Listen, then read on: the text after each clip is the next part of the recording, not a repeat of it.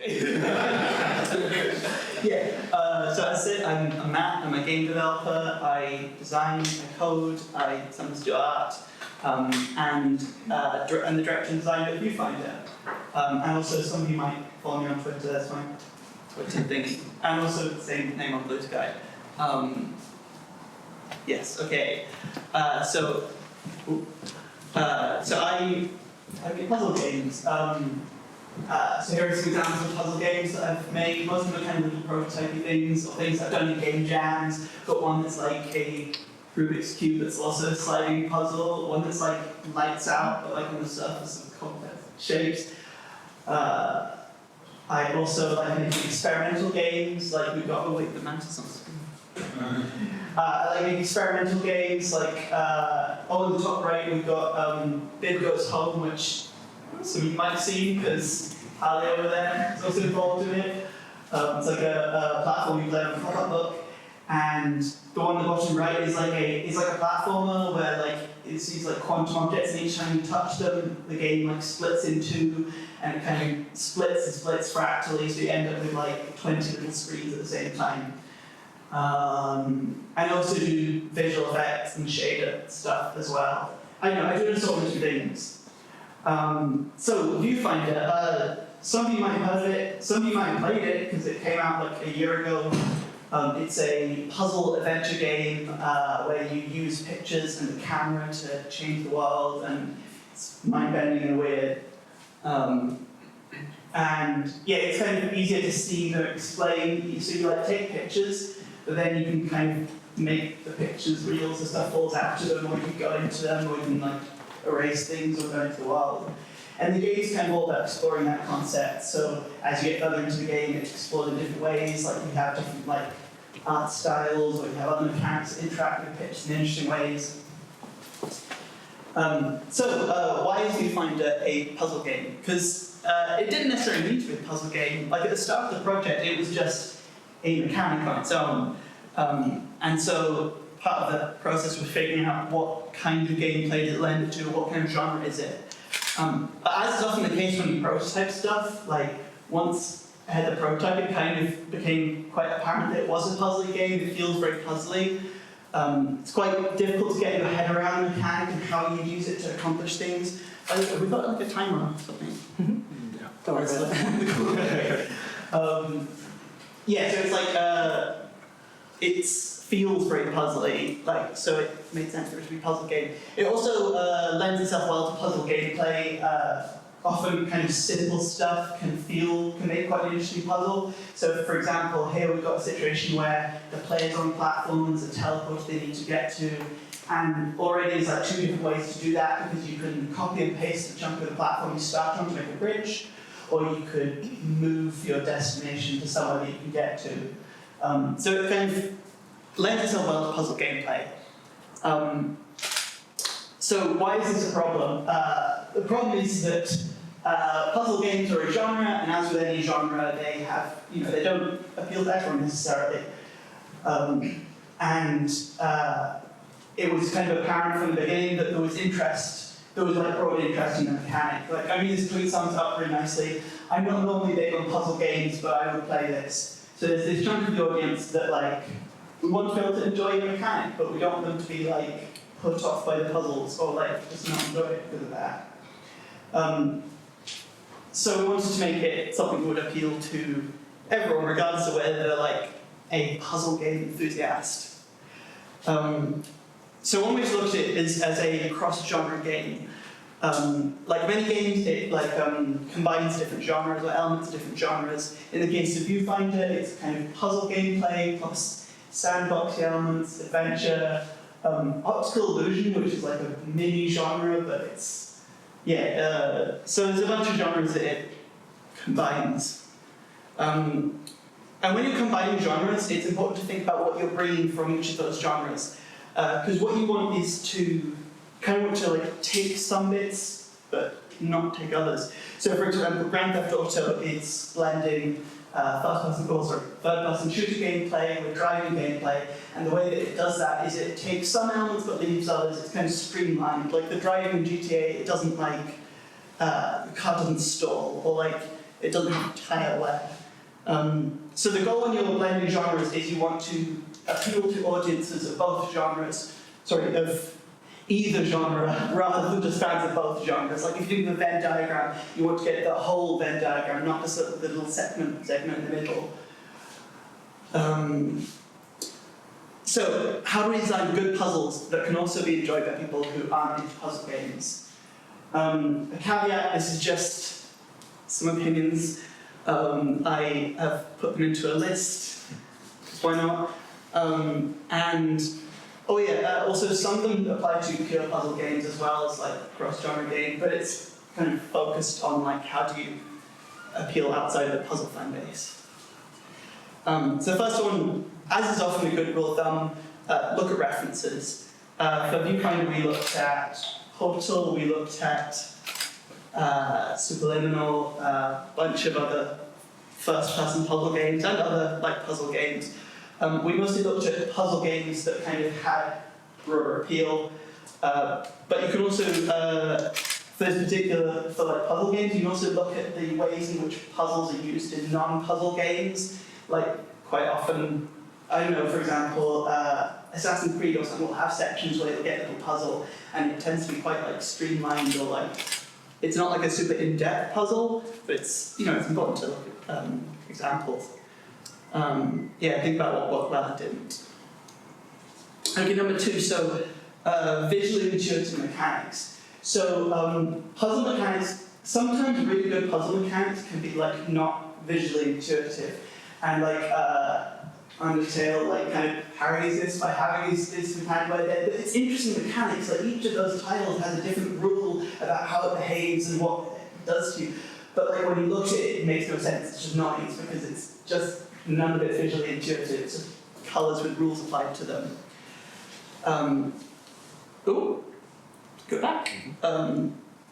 So on the opposite end of the spectrum, some puzzle mechanics are so like visually intuitive that they don't even feel like mechanics, or like they don't need any explaining whatsoever. So for example, the toxic sludge underneath levels in Portal, like they don't really need to explain it. It's kind of clear how it's going to work. It's like gravity will pull you downwards, and then when you end up in it, that's bad. And so it's like super intuitive.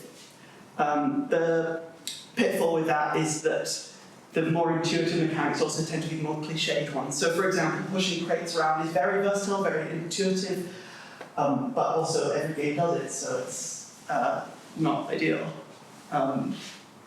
So an example of one in Viewfinder that works well for this is the photocopier, because in one level you find a photocopier and it works exactly how you expect to put a photo of it, and it makes a copy of it, and the copy's kind of grainy and scratched up. It means you can like duplicate objects and stuff. Also, say thanks Gwen, because this was my colleague Gwen's idea for mechanic. Okay, number 3, what stories do the puzzles tell? So like, stories have universal appeal, and a puzzle gameplay can tell a story through what the player's doing, what's happening to them. So imagine if you asked the player what happened in that level, what did you do to achieve that? Like, would it be an interesting story that they tell? So as like a kind of bad example of this, I'd say like a sliding puzzle. Like, if you asked someone to describe how they solved it, there wouldn't really be just a story to it. It wouldn't be like a narrative to it in the series of actions they've done. It's a good puzzle, would make for a good story. A good story is one that kind of lists emotions in the player, or like, I know it's going to be memorable, and puzzles can elicit a bunch of emotions that can make you surprised, confused, satisfied, proud. So a kind of main example of one level in Viewfinder that people seem to like a lot is there's this level early on in the game where you're still kind of getting to grips with how you can use pictures to overcome obstacles. So in this level, we've got these 3 stages. So first you find a picture for a bridge, and you use it to bridge a gap. And it's like fairly easy, but it's like satisfying. It's like a satisfying feeling, the feeling of it fitting perfectly into that gap, and you like lining it up nicely and stuff. And then later you come across this other picture, you need to get up on a high platform, and you find this picture of the side of a building. And that's kind of like, you're challenged, you're kind of hitting a roadblock. That's not what you need. But then what you can realize is that if you turn at an angle, you can then become a bridge and you're like transforming it. And it's like, wow. So it's like this series, it's like, it doesn't need to be a complex story, but it's like, it's, you know, the player's going through, to like describe the journey through that level. Another thing is you can break up puzzle gameplay. So like, maybe lean to other genres, have sections that are like narrative or like walking sim or exploration or like action, but like it can help with like puzzle fatigue. Yeah, you want to avoid like long sections of similar feeling puzzles or long sections of puzzles in general, because like if someone's not into puzzles, then that's going to like, they're going to feel like fatigued, it's going to not be fun. Sometimes the mechanic will have a huge amount of depth, and like when you, quite a lot of hardcore puzzle games will like explore every last bit of depth in that mechanic, and that's really interesting, but also not that fun for people who aren't into puzzles. Minimize perceived complexity. So like, what you really want to aim for is like the ideal situation is it's deceptively simple. Like there's few elements, you know what the elements do, they're kind of easy to spot. You can kind of quickly demonstrate to yourself that there isn't anything that you're missing, or like you be quite confident there isn't anything you're missing. Yeah, and if a puzzle like appears to be simple, then it kind of has a lower barrier to starting to think about how you might solve it. And once you start thinking about it, then, you know, then it's in your head. I don't know. Okay, difficulty is actually okay. If you enjoy your audience, doesn't necessarily mean the puzzles have to be easy. It just means that they have to. I mean, it should be. A difficult puzzle should have a correspondingly elegant solution. So, like, it should be the kind of solution that when you see it, you're kicking yourself. You're like, oh, of course. Like, why didn't I think of that? It shouldn't be difficult because it's convoluted. It shouldn't be difficult because it's unclear or ambiguous or like difficult to pull off. You can't please everyone. Puzzle games especially, like, there's all good bits that people get stuck on. Like with puzzle games in general, like it has this weird thing where like you could be really good at puzzle games and you'll come across a puzzle and you'll be completely stuck like for days, or like one person can find a puzzle completely impossible, another person can find it incredibly easy. So there's ways that you can make that easier. So like I mean, one is clear up common misconceptions, so make things, sure things are well tutorialized and stuff. Hint systems are good. But what you see a lot nowadays is that puzzle games will have optional puzzles, or will like let you approach things in an optional way. So for example, maybe you have to do like 4 out of 6 puzzles to progress, rather than like every one of them. And that really helps with that particular thing with people like getting, sorry, I'm checking the time. And that really helps with that particular thing with people getting like stuck on a particular puzzle and like that's feeling like a roadblock. 8, playtest. Playtesting is good. Playtest with a variety of players, people who are more keen on the genre you're working on, people who are less keen on the genre you're working on. Watch people play so you can see what they get stuck on and stuff. And yeah, make changes and iterate. Okay, to sum up. Look at references, they're important. Playtest a lot, playtesting is super important.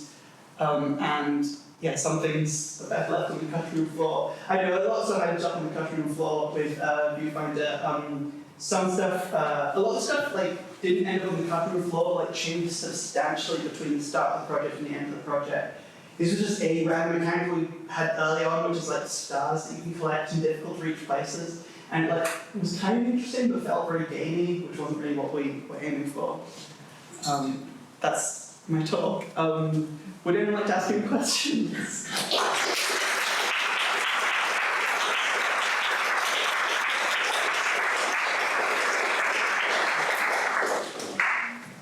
Good question over here. I'll just say first, so stoked seeing you here, because I saw your, I think your concept ages ago. You had a camera in a small room with circles and squares. That was so sick. What I was wondering was, how do you feel about non-visual puzzles? Because there's a lot of times I see in games where they try to focus on, let's make this puzzle make the player solve this puzzle through sound, but then what if the player doesn't have sound on or something like that? Yeah, so I mean, I think that's a case where optional stuff or like, sound's an interesting one because it's like, it requires you to think outside the box just to consider that sound might even be relevant in that case. But yeah, I mean, examples I can think of, like, that do like sound stuff will generally make it so it's optional or like, yeah, that's an interesting question. Got a question at the back. Did you make any accessibility considerations of the game? Because obviously it's like pretty visual. Yeah, so, I mean, so one accessibility consideration is that there's like an option that like tones down some of the shaders, because things like repeating patterns and stuff, like, I mean, you think of epilepsy as being like flashing things, but it's broader than that. It includes like, yeah, repeating patterns of like high contrast and stuff like that. Other things, I mean, one thing that is an interesting one in puzzles is that like a lot of puzzles use color, because it's a good way to communicate additional information on an object. This game, with Viewfinder, we were mostly able to avoid that. I don't think there's basically no puzzles where you need to be able to tell the color of a particular thing. I mean, it might make finding some things a little more difficult because, like, early on in the game especially, we like color code like game mechanic objects that are often like red, so it kind of stands out from the like the blue and green environments. But yeah, accessibility. What are the things that? I mean, there's a bunch of things to consider. Like, one big thing with accessibility is just giving the player options. I mean, like, on a basic level, like subtitles and stuff, but also a ton of other things like not having to hold multiple buttons down at the same time, or like keyboard layouts or things like that. Like, it's, yeah, I don't know, accessibility is important. Fergus. Was there any concepts or mechanics from Viewfinder that got cut out that you regretted or want to make work that just didn't? Oh, that's a good question. You know, there were some pictures we didn't end up putting in, because like one thing is you find pictures of like different visual styles or like look like different things. Like you find a picture that looks like a map, and you find a picture that looks like a blueprint and stuff like that, and it's kind of a fun surprise of like placing it and seeing what it becomes. But one picture that we didn't use, do you know the I can't remember the artist's name is called, I think Magritte's, the Treachery of Images. It's a picture that's like, it's like a painting of like a tobacco pipe with the words like "this is not a pipe" in French underneath. And originally we had that in the game, which is kind of fun because it adds the additional layer. Like, so it says it's not a pipe, and you place it, and it's like humongous. Like the pipe rolls out, and it's like the size of a giant boulder. But it's still technically not a pipe, even though it's like 3D in some more 3D looking way. It's still just an image on a computer screen. But we didn't include that one because our producer was like, it's not public domain, so we didn't want to risk it. I don't know, maybe we'll move on to the next topic. Well, please give it to Matt.